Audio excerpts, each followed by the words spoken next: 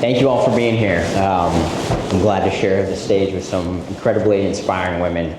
So grateful to be a part of this event again and to share an updated version of my story. I know probably a good amount of you were here last year, which was really a year and a half ago since it was in the fall, and I think it's a changed story, it's an updated story, and I hope that, that you'll take something from it.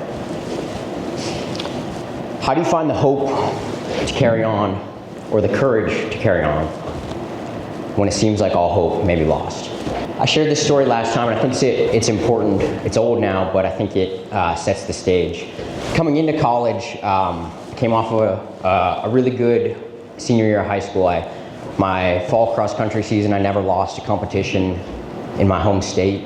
I was very close to winning a national title, and I thought when I came to college, I was going to do more of the same. I was going to win, I was going to be great, and I'd excel at the ACC level and at the national level. That's not how things went. Came into college, and one funny story of the fall, my first cross-country race, I was ready to go, and like so many high school races before, where I went into it with the mindset that nobody will beat me, like whatever it takes, I will win today, and I won every race that way. And my first cross-country race got about 75% of the way there, and that was it. My energy was spent. Everything went dark. I hit the grass. That's the last thing I remembered. Woke up in the med tent with a couple bags of IVs in my arms, and I thought I just maybe wasn't training hard enough. Something was wrong, and I think, I went to the next one ready to go again, but with fear of that same thing happening, and the same thing happened again. And it took some reflection on that it wasn't actually, probably wasn't anything to do with how I was training, but how I was thinking about it, and the idea of the things that had worked for me in the past weren't gonna work for me at the college level. Everybody was better, and I had to rise to that level. And so my freshman year didn't have all the successes I wanted to, but it taught me a lot, and the lessons were the most valuable thing. And so going forward, as I progressed, I learned how to talk to myself differently, and how to have less of an intensity in a race so that I could compete well at the higher level. And one of those things was positive self-talk of how to get through something really difficult, like running a long race. And so at the end of my freshman year, I was having more success, I was running better, and I share this story about the 10K at the ACC meet, which Coach Mill told me he had a crazy idea one day that I should run this, and none of the other freshmen were doing that. It was often for the older guys, people who ran a lot more. I was like, this seems like above my pay grade, but okay. And that was one of the hardest races of that whole year, maybe even harder than the ones that I didn't finish, because I got to the middle of that race and I thought there's no way I can make it through this. It felt like the hardest thing ever. Like, I'm not cut out for this. But again, I came back to that positive self-talk of when it got really hard, I wasn't sure I was gonna make it. I thought I might step off the track, and came back to that voice that I've been working on of, keep going here, take another step, go 100 more meters, then see where you are. Do that, a mile goes by, do it again, go a few more steps, keep going. And it felt like the hardest thing ever, and soon enough I found myself coming down the last 100 meters with some of the best guys in the conference, one of the best conferences. And my freshman year, I was half a second away from winning the conference title because of that mindset. I had some up and down, some success the next year, and the year after that, but also some struggle, things not going my way. And I think at times placed pressure on myself of trying to be the best, as we all do. And sometimes that weighs on you. And so I navigated that, learning from that. But again, some bumps up and down. And the spring of my junior year, I'd opened up my season here in Raleigh, and then one day I woke up and I wasn't in my own bed. In fact, I didn't know where I was. Couldn't see anything, didn't know what was going on. Had a vague sense of overwhelming pain, but almost so much shock that couldn't really feel the pain. But there'd been a bad car accident. And I was fighting for my life that morning. One of the vague memories I have I won't leave that picture up for you. I'll come back to it in a second. But one of the big memories I have when I was aware of what was going on was that I didn't know where I was. I couldn't see anything. I was in a lot of pain, and I felt like all of a sudden I was aware enough that something had gone really wrong, that I was in bad shape, and aware enough that I felt that similar feeling to the one I had passed out before, but this one was different. Everything was fading from my body, from my legs to my arms, and I have a clear sense that I thought that might be it. Struggling to breathe, and thought I was gonna die. And that same voice that I've been working on for 3 years kicked in, that keep going. And I don't know exactly where I was when I have this hazy memory, but I know that, for perspective, my spine was broken, my skull was shattered, my chest was broken, and blood was pooling in my throat, and every breath was pushing outwards against a broken spine on the back, and a broken chest in the front, and you can hardly get any air in. But I have a little bit of a clear memory of that because that voice kicked in that was no longer keep going, take another step, but keep going. Take one more breath. Take a breath right now, and they're gonna save your life. Take another breath. That's really one of the only memories I have that morning. And I'll flash this because I think it tells an important story of where I was 2 years ago on March 25th, this very day. And I'll move on. But that's someone who's barely with us. Like I mentioned, they stopped counting once they got well into the 20s in my face. I had to learn what the word comminuted meant. If you look it up in the dictionary, it means crushed into fine particles. And when you read the report on my face, it listed every bone, and next to it, it had the word comminuted. My skull, my forehead, my cheeks, my jaw, my nose, comminuted, along with the spinal. I would go through multiple reconstructive surgeries to save my life and put my face back together. And through that, I learned a lot of lessons. First one is about relationships. I like to start with this story because it's one of the only other memories that I have of that day, and it came back to me later because I really have no other memories of early on that day. And this is a teammate of mine, Jesse Hunt, who later put the story together for me, and I actually talked to him on the phone this week. We recapped it together. He's a great guy. He's from Australia, and he has a thick Australian accent. And he came to visit me in the hospital about a week later, and I couldn't see. My face was bandaged. Everyone that came in had to introduce themselves to me because I couldn't see anything. And heard his voice. This is about a week after the accident, and it came back to me like, oh man, why do I recognize this voice? And I started asking him, like, Jesse, were you involved in this? Were you there? And him and a few other teammates were at the scene of the accident on our way to practice, and Jesse's the one that pulled me out of the car.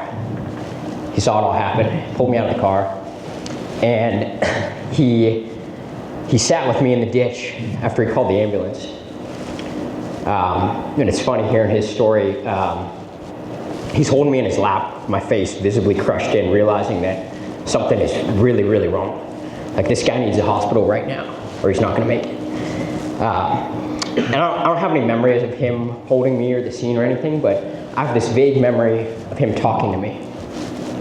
And it's gonna be all right, mate. Just a few scrapes. Gonna be just fine. And we were recapping this story, and he said I kept mumbling to him that I bumped my nose, and I was trying to touch my nose. So he's seeing this guy who thinks he bumped his nose, but he knows this is a guy that's on the edge of death right now. And it's a powerful story because he had the courage to sit there with me and say whatever it took to keep me alive long enough for an ambulance to get there. And I think about how hard that had to have been to do that and to make those incredibly difficult phone calls to get people there, to get an ambulance there. And he sat with me. And as much as the medical care, I think, saved my life, I've told him I think I owe him a lot, because hard to say in those moments before, like, and what I've learned is if I didn't if someone wasn't keeping me going, then I might not have made it to an ambulance. But there's a lot more to the relationship too, because I've had an incredible support system around me. My family, who was there, who took care of me day in and day out for weeks in the hospital. My incredible friends, many of whom are here tonight. My teammates, my coaches, my girlfriend Dorit, all these people who stuck with me and carried me through it. My teammate Will Coogan, who was also in the car, and who's kept me going through the hard times. Gratitude, a major lesson. Being grateful for what you have. Man, it goes a long way. When your world shrinks away to nothing, except am I gonna live or die? You have a lot to be grateful for when you live. And so many lessons in that from early on. I've told the story about like when I literally had to be spoon-fed and someone gives you a taste of ice cream. It feels like the greatest thing in the world. Man, I can have ice cream again, how about that? Or when I could take my first steps, I remember that. Remember the first time I got out of bed and how painful it was to go one step. They said, today we're gonna sit on the edge of the bed and tomorrow we'll try to get up. Remember how painful that was, but when I got up, after weeks and it had been then certain that I didn't have a major spine injury that was gonna leave me paralyzed. I was gonna walk again. There's so much to be grateful for, and now I'm running again. Like, how good is that? But I want to talk about some of the shifts of this story now is a bad brain injury is a hidden injury. You wouldn't know now, looking at me, that I shattered my skull or my chest or my spine. You wouldn't know that I went through rounds of reconstructive surgery or that I suffered a major brain injury. And the thing about that is that nobody can see it. So when you've gotten better, it appears that you're fine. But for the past 2 years, I've endured headaches every day, and not a clear answer on when it may get better or how it will get better. In fact, actually, important to note that I don't think I can remember right now the last day where I didn't have bad headaches. And that's not to put a downer on it, it's that to focus on the gratitude of what you do have and keep looking forward, but recognize that many people go through injuries. The mental injuries are often worse than the physical ones. And recovering from that is often the harder part. So I think to shine light on that as I've gotten back to running, which has been the greatest thing, I shared this talk last time before I competed again, and I think there's a superpower in that I have this perspective while running, but I also fight this other thing, this headache that lives inside my head every time I step on the line. And sometimes it's not so bad, and other times it's an all-encompassing, crushing headache where I can't think about competing with the guy next to me because I'm in this fight with the pain inside my head. And that's an ongoing process, but I think important to note about how we navigate that and how we deal with those things that people can't see. A close friend of mine last year asked me, we were talking about this, he said, did you ever consider the fact that your head might just not hurt so bad if you didn't run? If you didn't do this thing that caused it to hurt more? And I said, well, maybe, but not really an option for me. Because it was clear early on that running was actually good for it, but I was never going to not run. And the same question posed by multiple doctors who said, well, for the average person, if they told me that this was the biggest thing that contributed to their headaches, I'd probably tell them to stop doing the thing that hurts their head. Just like if the light is bothering you, I would use dark glasses. If loud noise is bothering me, I'd try to leave the loud noise. But that wasn't going to be an option for me. And speaking with Dr. Carr one time too said to me, he's like, you ever think about the fact that, people, we make people medically retire after having one bad fracture that ends their career. But nobody ever had that conversation with me, I think probably because they knew the answer they were going to get. That wasn't going to be an option for me because this is what I love doing. And I don't see it now. I think some of my perspective changes that I'm not so much interested in winning a medal or a trophy, but in seeing what I can get out of myself and teaching other people that you can do really hard things despite some adversity. And in the last few weeks, actually, I've talked to 3 different people who've summited Mount Everest, and there's often a question about why do people do that? And I thought about that today, actually, in a similar way, because there's a quote, and I forget which mountaineer it is, but they say, why are people so drawn to Everest? Why do they want to do this thing? Put their life at risk. It's physically taxing, it costs a lot of money, it's really hard to do. It's physically painful, it's not fun. And the answer is often because it's there, because they can, to see what their limits are, to see what they're capable of. And I don't think it's that different.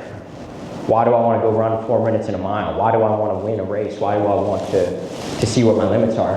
And that's the answer, to see what I can do. Now I'd like to share a story about this name here. There's a guy named Patrick Anderson who got in a really bad car accident, and it changed his life forever. I'm not talking about myself. I'm talking about Patrick Anderson, who's a Canadian. And when he was 8 years old, he got in a horrific car accident. And when he woke up, both of his legs were cut off above the knees. He would never walk again.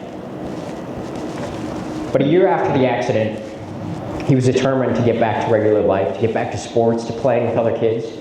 And somebody introduced him, while he was in a wheelchair, somebody introduced him to the game of wheelchair basketball. And this guy not only went on to have this as a sport that would change his life and give him something to be part of again, but he went on to be a 6-time Paralympian, 3-time gold medalist, and is considered the greatest wheelchair basketball player to ever touch the sport. He just retired this year. And I found his name since I've been Googling my name since elementary school, but I never thought to look into his story until a few weeks ago. I think there's something there about that similarity of the car accident and overcoming adversity and what he's gone on to do. It inspires me. There's another Patrick Anderson, born in the year 2000, 1 year before me. He had a really bad concussion that changed his life forever. This also isn't me. This is Patrick Anderson, grew up here in Raleigh. Never met him. He's a year older than me. But what I know about him is that he was a great kid, loved his family, played sports. He was a great guy. He had 2 bad concussions at the end of high school that would change his life. He suffered bad headaches that he couldn't escape. And unfortunately, Patrick took his life his freshman year of college as a way to escape the pain of the headaches. And thinking about these 2 Patrick Andersons who are somehow related to me, a car accident, bad brain injury, the same name, same place.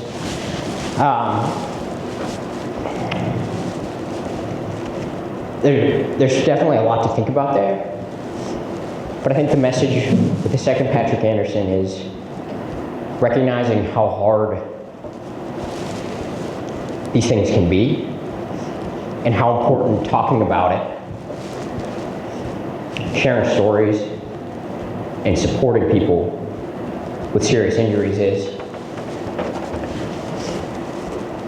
Because unfortunately, with my lived experience of the last 2 years, I can understand how someone could get to a place where they think there's a better way to escape the pain, that there might not be a way forward, when you can't see when it might end, when someone will have the answer, when a doctor might have the answer that's going to make that change. But from what I have learned is that having the people around you and a keep going mindset, even when it's really incredibly hard, that there's always a way forward. Viktor Frankl is someone I've come to love over the last 2 years. He's a psychologist and a Holocaust survivor. He survived the concentration camps and then used himself essentially as a test subject for his own research, enduring hard things. He basically studied himself in the concentration camps because all his friends around him, they simply died when they gave up the hope of ever getting out. When they thought they might not live, and when they were starving and the pain was too great, and they gave up that hope, the courage to keep going, Their body followed, and he watched countless friends die that way. But he realized that he had to have a greater purpose. He had to have a why for his suffering. And he thought that if he did that, and if he found purpose in the pain he was going through, that might carry him through. And if he could think that way, if he could think positively mentally, that his body that was starved, malnourished, and being beaten in the concentration camps, his body could survive if he mentally thought that he could. And he made it out of the concentration camps having nothing. And he wrote about this idea of finding meaning in suffering. What can suffering teach you? What are you learning from the hardest things in your life? This is one of my favorite quotes about how everything can be taken from a man but one thing, the last of the human freedoms. To choose one's attitude in any given set of circumstances. To choose one's own way. And I think about that from where I was in that picture that I showed you, when I felt like I had nothing but a few thoughts that were vague at best. Keep going. Think about this idea of stimulus and response. Between stimulus and response, there is a space. And in that space is where we have the power to choose our attitude, to choose our response. That's something I've thought about a lot of. What is your attitude when things get hard? Because you're always going to have a response. And you get to choose that. You don't get to decide what the stimulus is, what happens to you, but you choose the response. You always do.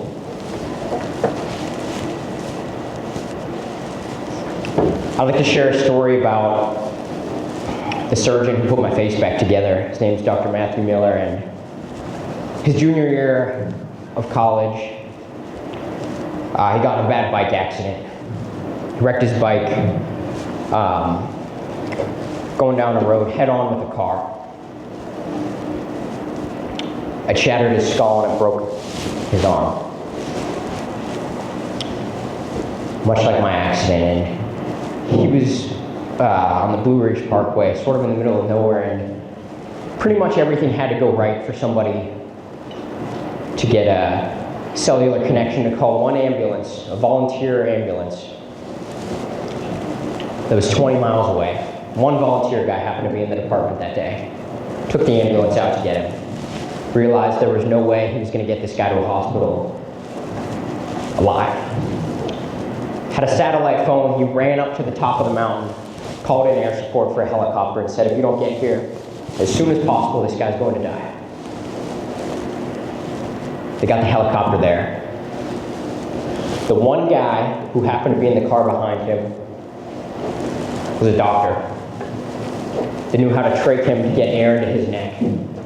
Took the helicopter with him to the hospital where they performed emergency surgery and saved his life. He was in a coma for a week. Saved his life. He had major reconstructive surgeries and he survived. Not only survived, but went on to become a doctor.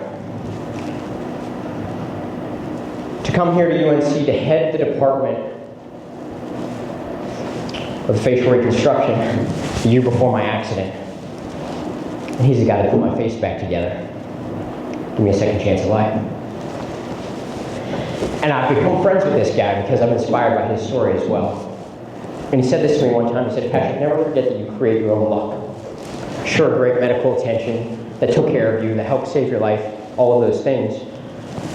But if you, he knows the story. He said, if you don't decide to hang on when it was hardest, he said, I don't know that you would have made it to a hospital. And that's always stuck with me about that. You control what happens much more than you think.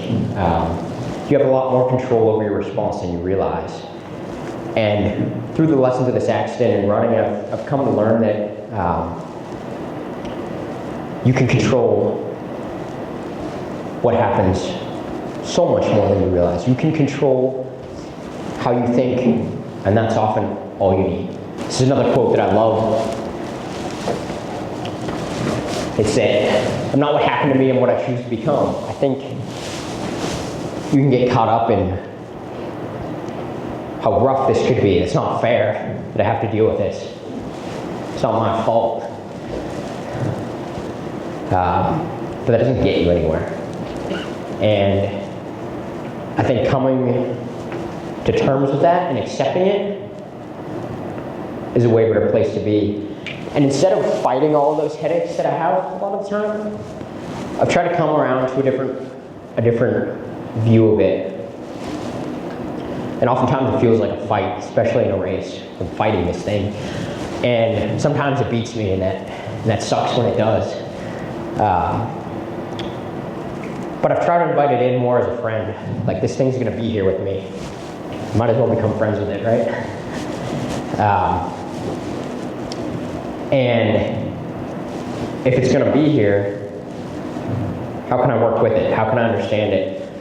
That it's gonna be here, and everything I wanna do, I'm gonna have to do with it. Because sometimes fighting it doesn't help. And so I love this quote: I'm not what happened to me, I'm what I choose to become. I could think about what happened, or how much it sucks sometimes still, how I might not be running how I want to now. But it doesn't get me anywhere, so I try to think about having the power to choose. How can I work with this and still do everything that I want to do? What's your Everest? I told you I've met 3 different people who have summited Mount Everest, and they all have sort of the same mentality about what they've learned, and that's it. They're absolutely limitless. Ordinary people that decided they want to climb to the top of the world and did it. Endured plenty of hardship, had to make some extremely difficult decisions. They watched people die. But they said the biggest thing I learned is you can do literally anything you want to if you commit to it and you have the right attitude. And I read a book by Colin O'Grady, one of these guys who's climbed to the top of Mount Everest. And another book he writes, and he talks about, like, what is your Everest? What's your thing? What's something that would be so hard to do, but you think you could do?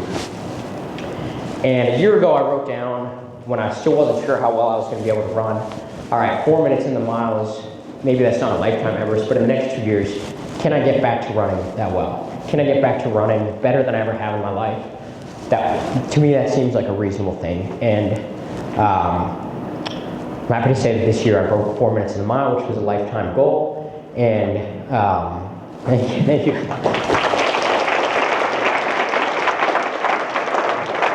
And I saw that as a step of, like, okay, I can do what I set out to do.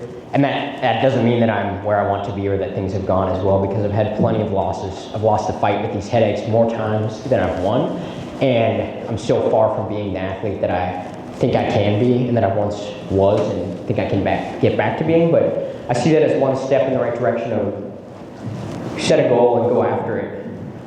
I decided I was going to get back to running, and I'm happy that I have gotten to a place where I run better than I have in my life. And so I leave this up here as, what is your Everest?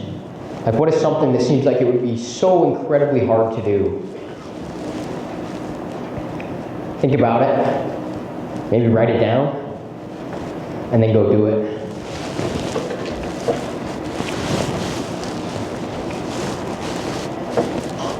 I think if you lead with one thing, it's to have a keep going mindset, because that's what I've learned through running and other lessons earlier on in life and in college. Always have a keep going mindset. There's always more to come. If you think this way, you can endure some extremely hard things in your darkest moments, or even when it seems like that might be it, like all hope is lost. If you adapt this kind of a mindset and you surround yourself with people who will help you cultivate that, keep you on track, then I don't see any reason why you can't do anything that you want to do. Perspective is everything. How you look at things. Are you going to be an optimist or pessimist?